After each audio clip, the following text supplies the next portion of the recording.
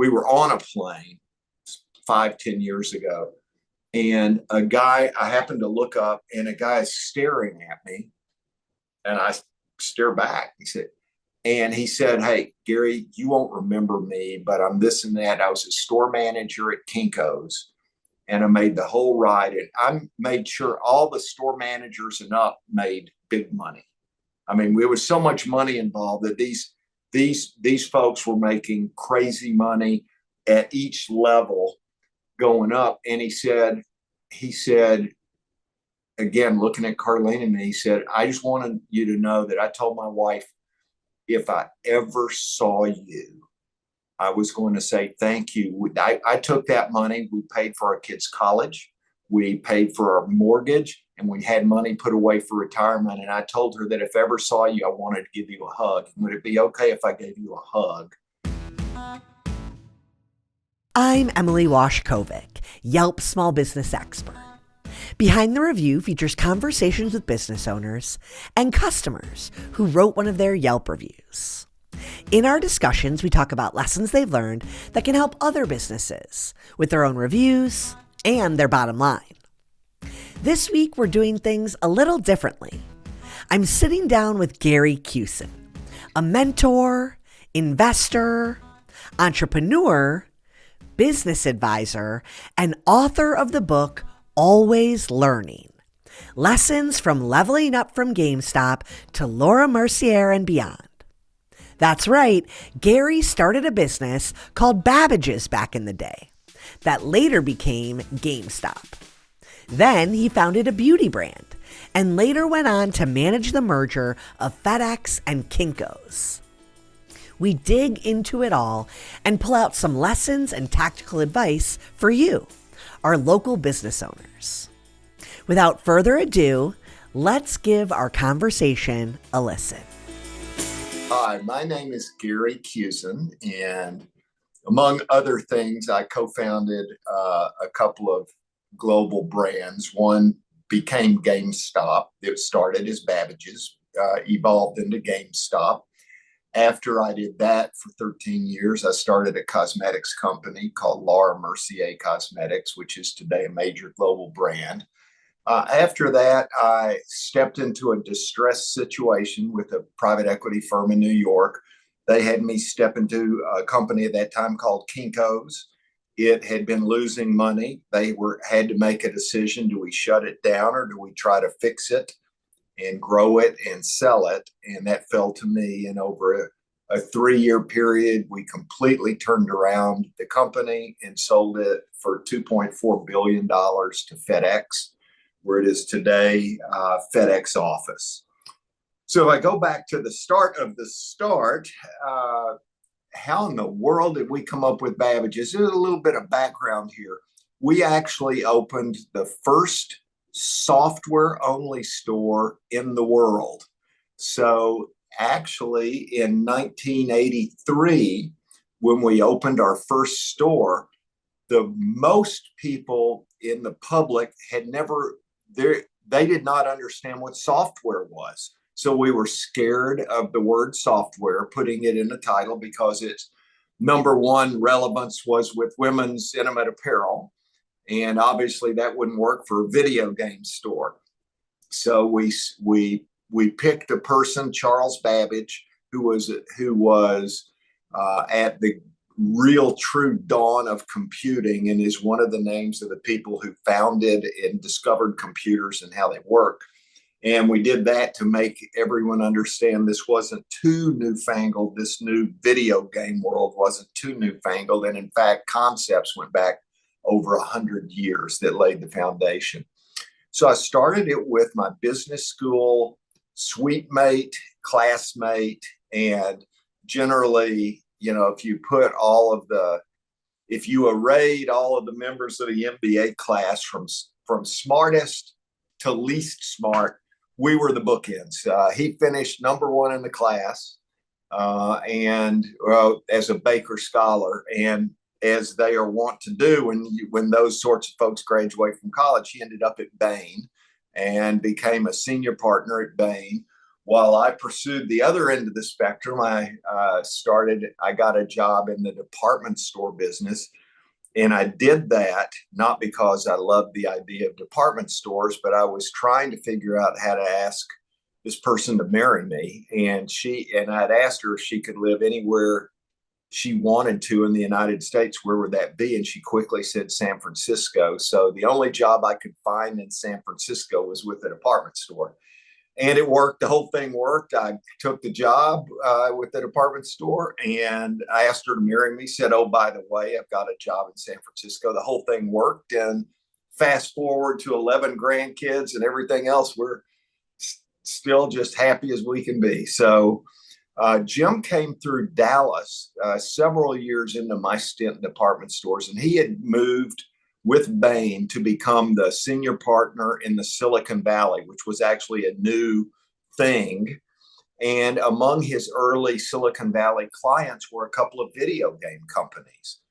During this time when he was becoming very smart on video games, I was developing a point of view that department stores were going to die because specialty stores were emerging. They were emerging in the most profitable areas of a department store, and we're starting to take the lunch from department stores, and department stores didn't even know it. And so I was screaming at the top of my lungs, we are being killed in the department stores by specialty stores. And I explained what was a specialty store. They needed that explained, and and how it was taking the lunch in various parts of our stores.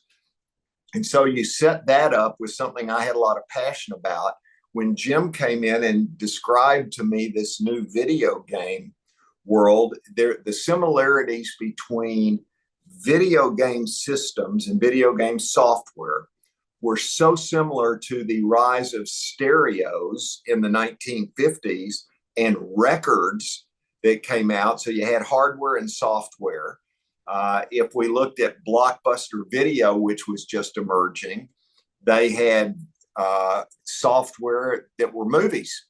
You put in, whether it's Blu-ray, VCRs, whatever you used, everyone was starting to discover new entertainment mediums that could bring entertainment into the home. And as Jim was talking to me about the rapid installed base of video game systems and the rise of video game software, in my head, I was thinking specialty stores. I ought to eat my own dog food. I ought to get involved in a specialty store. And I convinced Jim that the future of video games was going to be in freestanding video game specialty retail stores. And so that's what we did. We went out, we raised money. We opened our first store in May of 1983. It was genuinely the first software-only store in the world selling video games.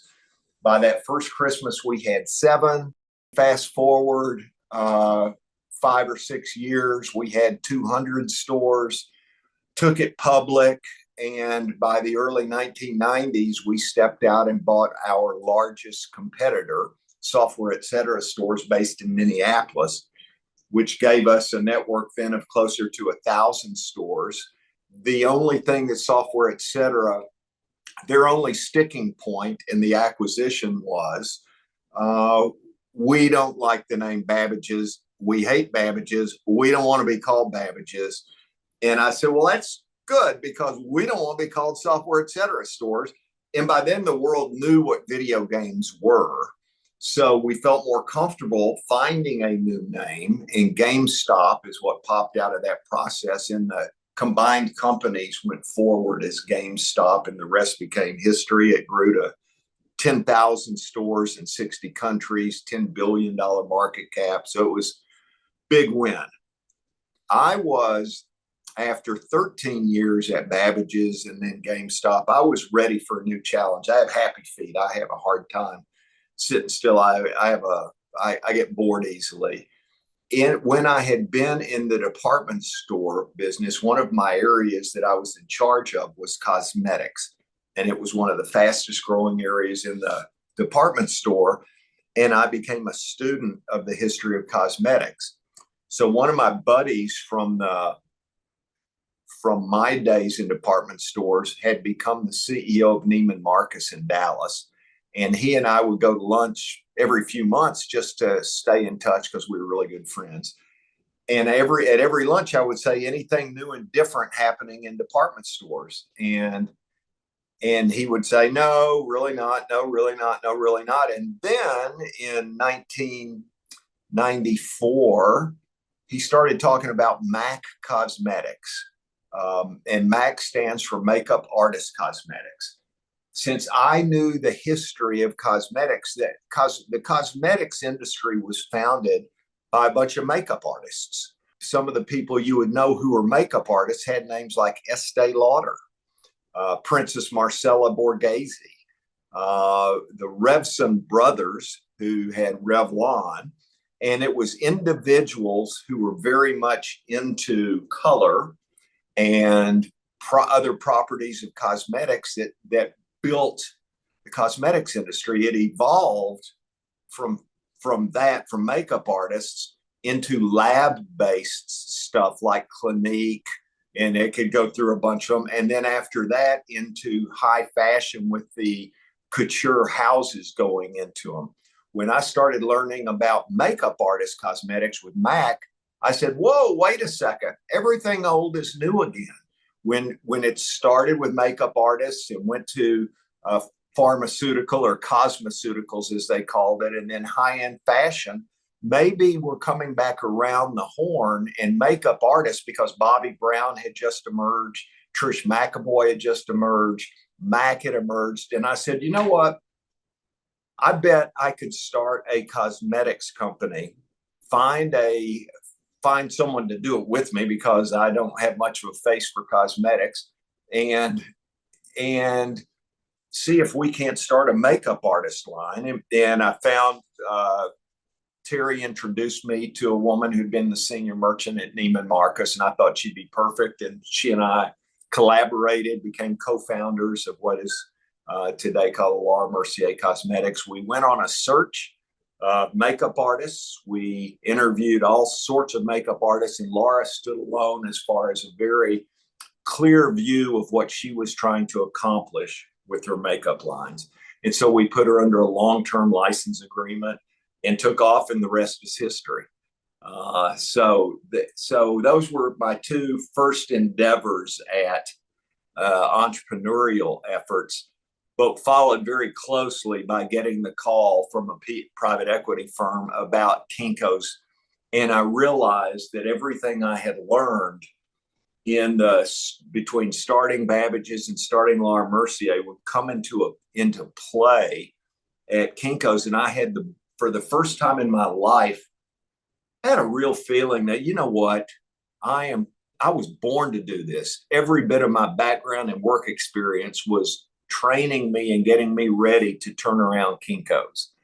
And that became the most fun thing I've ever done. 3 years later, we went from losing $11 million in the 12 months before I started. My first 12 months, we had 120 million of EBITDA. My second 12 months was 180 million of EBITDA. And in year 3, we were 10 months towards 240 million of EBITDA when Fred Smith walked into my office unannounced. And 10 minutes later, we shook hands on a transaction that would sell Kinko's to FedEx for $2.4 billion, all cash with a 90-day close. So perfect ending. And then I got the pure joy of spending. Part of the deal was I would spend 2 years reporting directly to Fred Smith at FedEx and overseeing the integration of Kinko's into FedEx, which was awesome. And from there, I went to a PE firm, spent 13 years looking at global consumer and retail companies, and had a ball doing that. And here I am, one book later, and working with all my family now, who have a lot of entrepreneurs amongst them, helping them. And there we are.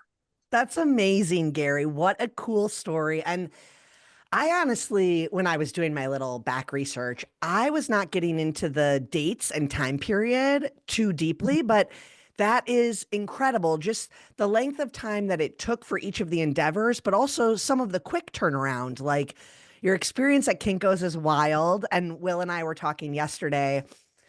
When I think of FedEx now, I don't even think of shipping as like the number one thing. I think of all the other things that they've saved me on in my life, like getting to an expo and realizing my banner didn't make it on the plane, and being able to literally print a pop-up banner Yep. in the random city I'm in. So it's so cool that you were integrated and like behind the scenes on all of these big brands that a lot of people know and they've kind of seen the evolution of. I'm Yeah. hoping I can direct you a little bit into kind of like the marketing brain that you have, because someone who is focused on a video gamer audience and then thinks they can so easily just switch over to females who want makeup, that just shows me that you're not so worried about what the product is or who you're trying to reach. You just need to connect those two dots. And how do you think about that? How do you think about who the ideal customer is and really zone in on that? Good. Very good question. So I am, I have always quoted Napoleon in one of his sayings: if you want to know what's going on the front lines, go look. And for me, that has always been my key. I'm not smart enough to know what customers want. I got to talk to them. I got to watch them. And a lot of the great marketing minds I've ever met, the guy who started Intuit, Quicken, he used to go home. He would go to a city. He would go to the junior league, and he had worked at Procter and Gamble before he started this. But he'd go to a junior league meeting. He'd stand in front of a bunch of junior league members, and he would say, I promise y'all I'm not weird. I've been to Procter and Gamble and everything, but our data says that in households, the women tend to handle all the finances, and I would like to understand that better. So I will do whatever I need to do if 20 or 30 of you would invite me to come sit in your home and you show me your workspace, where you pay bills, how you pay bills, what's important to you. So I've got friends who I've watched, and they've done that. And I will tell you, at Kinko's, I spent 1 week and I sent a memo to the whole company and said, I'm not going to do this the way I've ever done anything. I am not going to be meeting any of our regional leadership, any of our senior leadership at the corporate headquarters. We had 42 regions in the United States. We had 1,200 stores. I said, I'm going to go into all over the next 2 months, 2 to 3 months. I'm going into every one of our 42 regions, 43 regions in the US, and have town hall meetings. All of them were 24/7 stores. Have town hall meetings on every shift in every market. And I will ask the same thing at every town hall I have: what in the heck has happened to this company? How is it that we've lost money when we provide such an awesome service that customers need? And not surprisingly, Napoleon was correct. By the time I was done in 40, was it 42 or 43? 43 regions of the US, I knew what the problem was and I knew what the solutions were. And so I was able to go and do that at our very first store of GameStop. Jim and my job was to work in that first store every single hour the store was open, as long as we needed to, until we understood the business. And so we did it for 5 months before Mary Evans walked into our store one night and said, you guys need to have a lot more of these. Why don't y'all go open stores and I'll handle the stores? We hired her on the spot. She became our first store manager, our first district manager, our first regional manager. She headed North America, and she took the whole ride with the company, and brought all of her sorority sisters and fraternity friends from the University of Iowa. And we populated our first 100 stores with University of Iowa graduates. And, the rest was kind of history. So I tell you all this because I don't think I'm such a great marketing whiz. I think I do my homework, and I take issue, and I talk about this idea a lot, because if you're to believe everything you read, most is written by people who go, I'm so lucky I had this idea, and I knew it would work, and I went and did it. Sure enough, it worked, and I made $1 billion. And it's like, that is very, very unusual. I am a big fan of doing your homework. Jim and I had penetration curves going all the way back to black and white TVs in the 1940s, and how hardware penetrates households, and then software, which happened to be TV shows, emerged. Hollywood emerged, movie theaters, and we did our homework, and we made sure we had hypotheses about what would happen, and and we would test them. And sometimes it took 6 months, and we had a hard lesson learned the hard way, that we had to pivot off of what we were doing. But that's kind of my modus operandi, if you will, in almost everything that I do. I like saying, and I put it on the wall, big letters, any company I'm in, data is oxygen. And I mean it. And when I'm without torturing this too much, and you can tell me to shut up, I realize I'm just going long here. My wife has a cookie business that has grown to be an actual national business here, and good chance y'all should be talking to her instead of me. But what we are now ready to grow, and we're ready to leverage our scale. But we don't know things that everyone is looking at me with blank faces in the company, that I'm saying, no, here's what I think we need to learn to be sure we don't trip on ourselves as we start she's got incoming. It's my son's company. He bought half of the company and her company. And they are getting inbounds. We're in Dallas, Texas. We're hearing from people in California, New York, that everybody wants our stores wherever they are. And I said, that's crazy, because we don't even know how many people it takes to create batter. We don't know how many pounds per day a cookie maker can make of these cookies, which are handmade in small batches. We don't know how many pounds our 4 double stack convection ovens can produce in a day. And so I said, here's what I think we ought to do. We ought to know all that, so we can build a financial model that's pretty righteous. We should be able to, if we can produce that kind of product at that kind of margins and open these kinds of stores in those kinds of places, we'll have something here. And that's how I like to approach everything. I need data, and I have a very hard time just going, well, we're going to crush it. Let's go open these stores, or let's go. It's like, no, let's not do that. Let's have the answer to the questions a landlord might ask us. Let's know going into a negotiation, what is the percentage rent we can afford? So when a landlord tells us what deal they propose, if it's that or less, we're going to be good. But if it's more, we can't risk the company on paying too much percentage rent. So we're gathering information in preparation of a rapid rollout. And that's just how I like doing things. I think that's so smart, and it's great advice, because a lot of entrepreneurs have, an idea or an interest in something, or they see a hole in the market, but they haven't really thought about the profit and loss sheet, right? And I've been at Yelp 10 years. I was in hotels before that, which is when I learned about running a P&L, Sure. And thank God I did, because small business owners, that's not a basic thing. Right. I'm shocked at how many don't run a P&L, to be honest. And you learned about RevPAR pretty quickly, and that was how you talked about things, I'm guessing. Oh, yeah. Well, and in hotels, the Yeah. labor, you look at the whole profit and loss sheet, and you're like, oh, I understand now why it's so hard to run a business. So I kind of want to stick with that. I think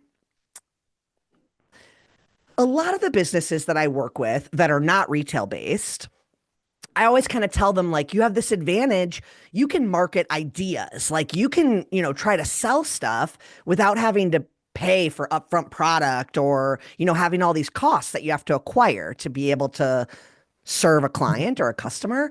In retail, it's not like that. Like you do, especially cookies. Let's just use that as an example. Your wife has to be able to like get the ingredients to make the different kinds to sell them to customers. I love this idea of data, but how do you in the beginning try to like gather those insights, and when do you decide if like you've been in the red too long and you need to Yeah, be yeah, okay. very all the right questions, and some of them don't have really obvious answers. But I'll share with you in the cookie business because you what at the highest level, think about an aperture in a camera. It's very closed, and you can open it more and more and more. And for me, I think from day one, minute one, you've got to have your aperture wide open so you can receive things that you hadn't thought about. And let me tell you what happened in the cookie business. This is a perfect example of what I'm talking about.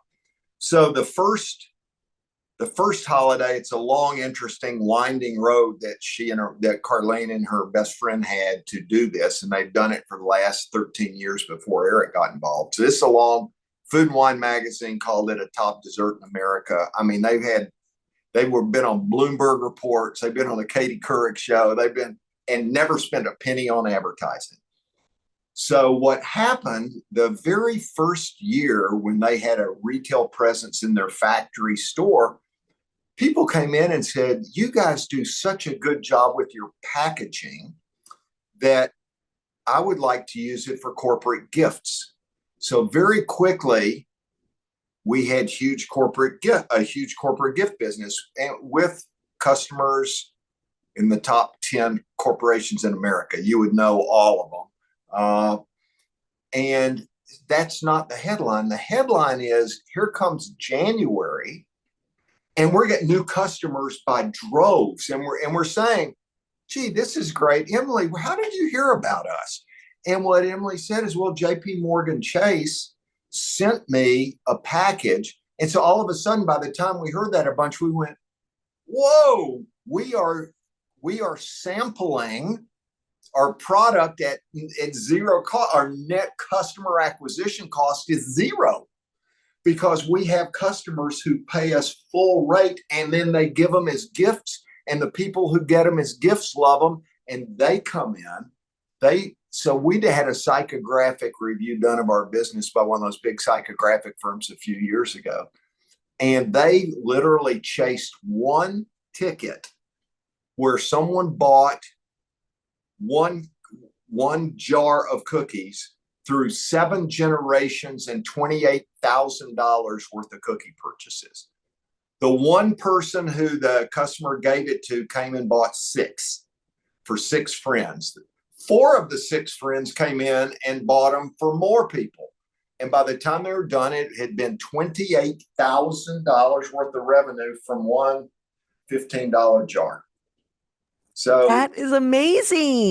so there are lots of ways to market. There are marketing savants out there, and I've met some of them, and I'm jealous. I'm not one of them. So I think we might call you a marketing savant in the article. We'll see. I don't know. I You're really gaining your spades today, honestly. well, I just there's a lot of different ways to do things, and I hate talking to entrepreneurial classes in colleges and all the array of places where I kind of have been giving talks my entire career, and I hear young people say things that it worries me because it's clear even when they talk about it, it's not their wheelhouse. So my big point is there's any number of paths to the podium, as I call it. And there's not one way. And boy, if someone tells you, if you ever hear someone tell you, or the word should appear in a sentence that comes out of someone's mouth trying to tell you what you should do, you run the other way. You have to think about what works for you. What are you comfortable doing? And how are you going to take the things that are comfortable to you and use them to gain knowledge, which will make you better at the business that you're trying to start? That's great advice, honestly. And I think there's this theme throughout your different endeavors of like creating a culture and getting people really bought into what the vision of the business was. And I talk to small businesses all the time about getting the employees at their business to really carry out the culture. But we're talking big scale with all of the companies you were working on. Yeah. Do you have like a key or a trick to how you can cultivate culture, I engage am the employees? so glad you asked that. You're just throwing me all these slow pitches, Emily. This is awesome. So, in I'm fact, glad. I do. Over the course of my career, I developed a set of leadership principles based on things that I had learned along the way, half from good and half from bad. Okay. And because I think you learn just as much, if not more, from a disaster as you learn from a smashing success. So, the first, and I'll run through the six because they really are important. The first is alignment, which gets to where you were speaking a second ago. I know the power of good communication, especially in a company that's small and growing. The leader has to be able to describe a flag on a distant hill and say, we are going to take that hill and we are going to capture that flag, and has to be persuasive enough that the team rallies around that vision. And if a leader is not good at describing that vision or not good at explaining why it is essential that we win in trying to take this hill, their culture will be dead before it starts. So I call my first leadership principle alignment. And again, all based on history. My second one is accountability. Now, let me tell you why that's important. You simply would not believe it's a great, all companies believe accountability is important. A lot of this sounds like happy talk, and then I explain to it where it goes wrong.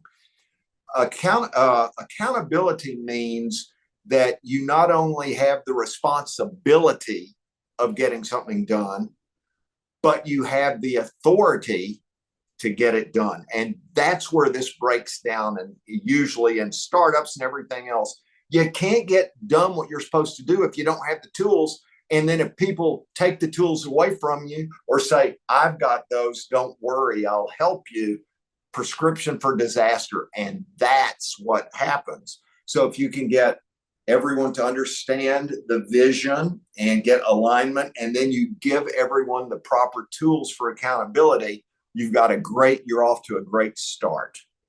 Third on my list is respect for others. Sadly, in one of my two startups, we had a senior person who was a wrecking machine with people, talked down to people, laughed at them, mocked them, all that kind of stuff. And it is a crusher. And so it's something I don't tolerate at my advanced age and all that. I'd have zero time, and I absolutely have no problem with calling someone out on their behavior in front of people and go, this can't feel good for you right here, but that's what you're doing to people all day, every day. And then I tell people this will not work in any company I'm involved in. So respect for others. The next one, learn the hard way, honesty and integrity.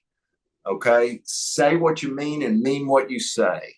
And that's it seems, wow, that's in a leadership principle. Yes. You have to own, especially owning your mistakes.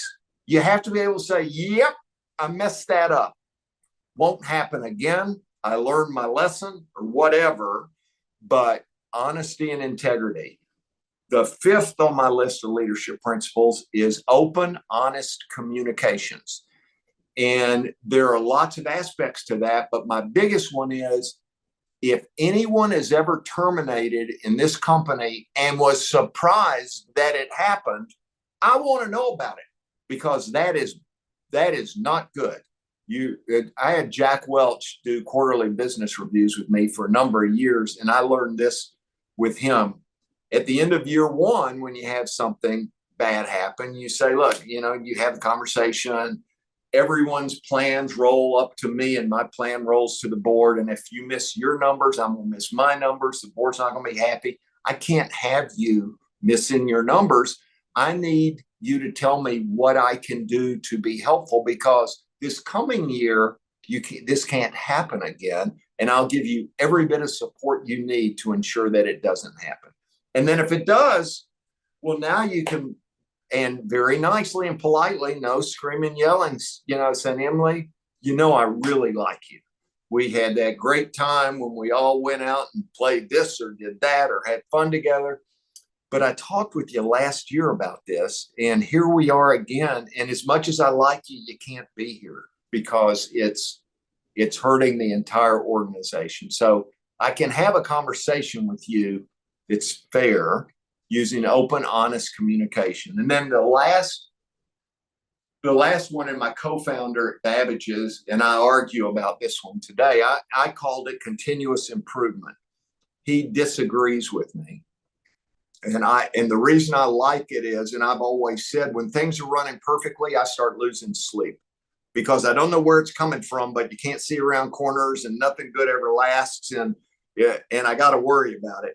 Jim believes it should be in the new world of business, not where he and I started. It should be continuous change. He thinks change comes rapidly. And if you don't have a mindset to think about what should I be thinking about right now that could really hurt me in the future, and be willing to completely reconstruct your model. And so we banter about that back and forth. But those are my 6 leadership principles. And it's all came out of my career journey. I love it.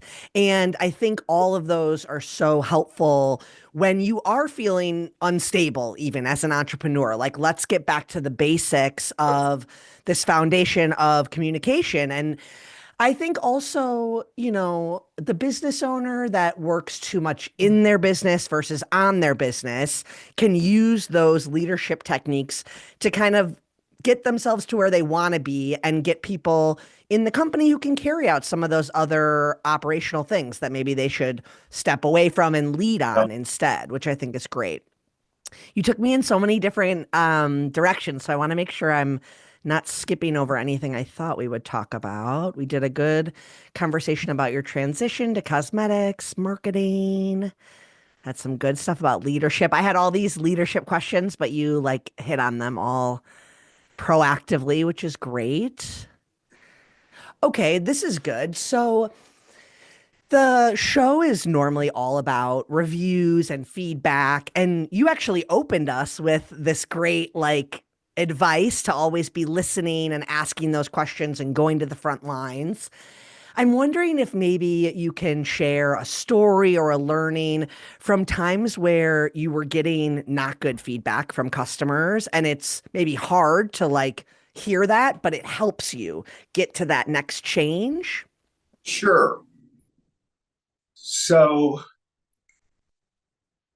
I'm a huge fan of climate surveys and of next level surveys where they're called 360s, where you pay an outside firm, and essentially for every person in the company, they interview that person's boss. They interview half a dozen peers of that person, and they interview everyone that reports to that person, so they can get a 360-degree view of that person. I have always gotten pretty darn good feedback on my various skill sets. So the first time we did a 360, they give you a chart like the old Iowa test of basic skills, and they show you across an array of skills how you scored. And I was right near the top on, and then right there went down to 34. So I was 98s and 99s. So I get this 30, and I remember it's 34. I'll go to my grave remembering 34. And it was because it was something that I thought was 100% wrong. It's called reward and recognition. I am a guy who writes letters to the top 100 salespeople every month. I'm on the floor. I'm in the stores. I'm with customers. I am there. But that's not what the data said. So I'm talking. I'm asking this guy, this third party vendor. I challenged that, and he started smiling. He went, "Yeah, not surprised. I was told you might." And he said, "Why don't you take it up with the people who report to you?" So I had at that time 8 or 9 people reporting to me. And the very next Monday morning, go in and sit down in the meeting. Say, "Hey guys, we're all getting our 360 review numbers back. I got mine last week, got some tough feedback, and I want to share it with you because I'm just curious." So I started sharing the feedback, and all of a sudden I can kind of see people in there smirking and kind of looking down and looking at each other. And I was like, holy guacamole, that it's real.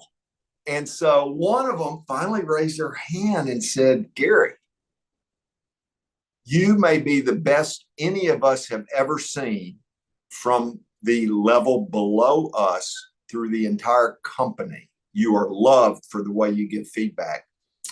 We don't think one of us in this room has ever gotten a way to go from you or a congratulations." And I was dumbfounded because I typically don't need that. And because they're very high powered people, these are the top people in a multi-billion-dollar global company. I didn't think they needed it. And I was wrong. And when they left, it was very clear that I was wrong. So after it, I talked with Tracy, my assistant, and she said, because the holidays were, it was like in October or something like that. Why don't you get a piece of crystal for each one of them? And at the last, before everybody leaves for Christmas, hand them out.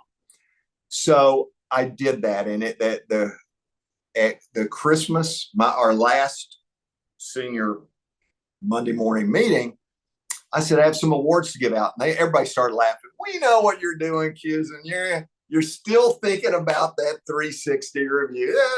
And everybody's kind of having fun, teasing me. And then I started, I said, "Okay, Emily, you've been in charge of sales and marketing this year. Let me tell you why I think you've done an unbelievable job this year." And all of a sudden I'm watching, and you're sitting straighter and you're very focused. You are hanging on every word that comes out of my mouth. And every single person I did that with, I have a guy who was my dear friend for 10 years before that, and we're still dear friends today. When it was over, he asked if he could take a photo with me. He says, "Is it too cheesy for me to ask you, let's take a photo and I'll hold my crystal up?" And I gave the most valuable player, I picked the person that I thought was most valuable player and gave him a $10,000 check. And I did that each year from that time forward. But it drove home for me. And now, of course, I over-index to, like my wife said, I hugged the maitre d' at our wedding because I was trying to be a good soldier and do everything right. And I thought he was just attending the wedding. I didn't know it. But that's an example of. Gary, that was a perfect example. That was I couldn't have picked a better example because it's a good lesson for leaders, just what you had to learn, but also it's a prime example of you can think everything is fine and everyone can even act that way until they're given the opportunity to share in their own setting what they want to is missing. And so there's so many learnings in that story, but that was a perfect example.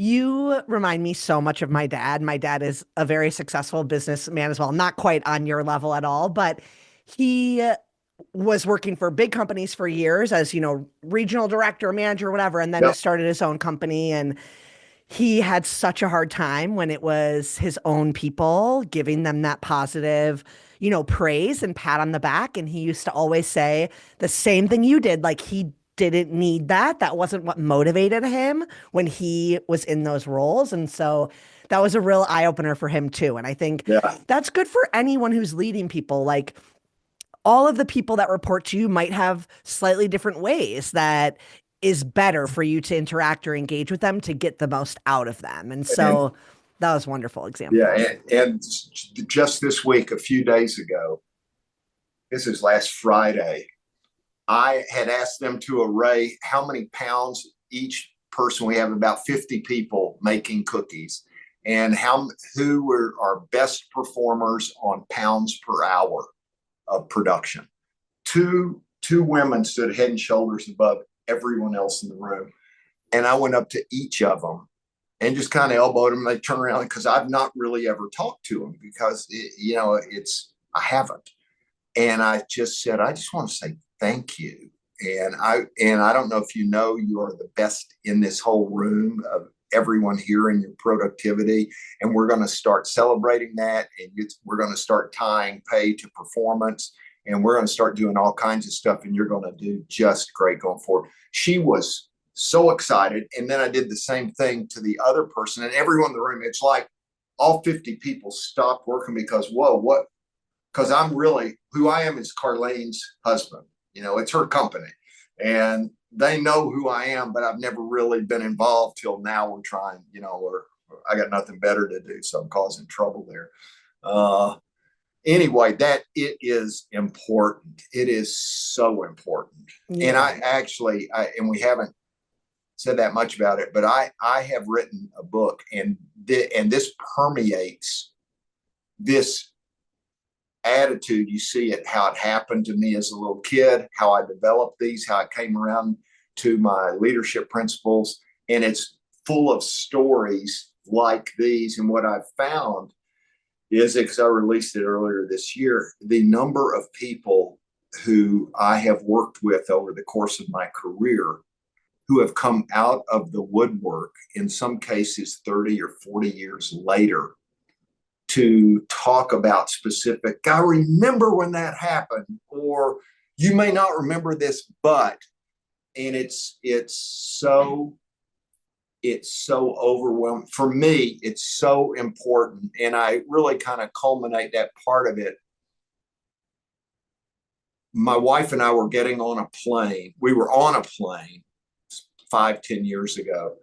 And I happened to look up, and a guy is staring at me, and I stare back. He said, "Hey, Gary, you won't remember me, but I'm this and that. I was a store manager at Kinko's, and I made the whole ride. And I made sure all the store managers and up made big money. I mean, there was so much money involved that these folks were making crazy money at each level going up." And he said, again, looking at Carlene and me, he said, "I just wanted you to know that I told my wife, if I ever saw you, I was going to say thank you." I took that money. We paid for our kids' college. We paid for our mortgage, and we had money put away for retirement. And I told her that if I ever saw you, I wanted to give you a hug. Would it be okay if I gave you a hug? That just, Yeah. and I talked about that in the book. It's those kinds of things make life better. And when I sat back down with Carlene, she was crying. I sat there. It was just a moment that it made it all worth it. I mean, and that's, business can do that too if you bring your heart to it along with your mind. And I'm just a big fan of that. So Absolutely. You have provided so many great insights. And I think it's perfect if we wrap up by plugging the book a little bit, talking about where people can find it. I saw you have your website, which is, I would assume, the best place to point people, but you tell me, where should people sure. connect with you? Sure. Well, the book is called Always Learning: Lessons on Leveling Up from GameStop to Laura Mercier and Beyond. It's available on Amazon, Barnes and Noble, wherever people buy their books. I actually narrated the Audible book myself, but and by the way, people are buying it because you can tell from my accent. It's I got an East Texas twang, and I can't help myself. but it talks about me from growing up and how I fell into so many things that led me through this career. And so it's kind of starts as a memoir, and the front half is really a memoir. How did I get from a small town in East Texas to Harvard Business School and beyond? And then how did I negotiate my way through this career? And it turns into a real hardcore business book at the end on the lessons learned, so that each of the parts of the book have at the end the 10 to 20 biggest takeaways from that part of the book. So I make it real easy for the reader to take things away.